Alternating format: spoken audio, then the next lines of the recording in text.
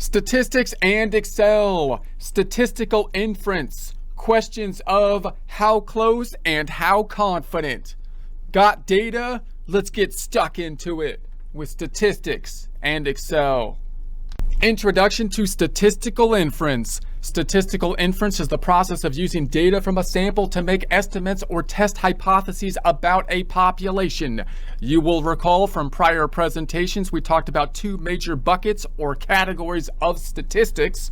The first bucket being where we know all the information. We have all the data. Our goal is to try to organize that data in such a way that we can draw meaning from it using tools such as mathematical tools like calculating the average or the mean, the median, the quartiles, and so on, and using pictorial tools such as the box and whiskers or box plot and the histogram.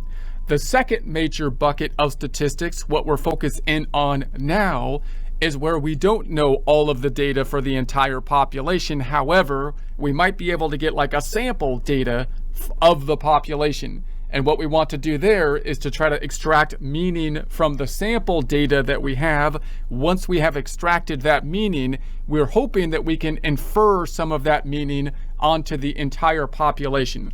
So inference, the major thing that comes to most people's mind is an election type of situation where the pollers are trying to take polls to determine what the results of the election will be by taking a sample of the population and seeing if they can infer the results they have there to what's going to happen in the entire voting population when the actual election happens. So note, in this type of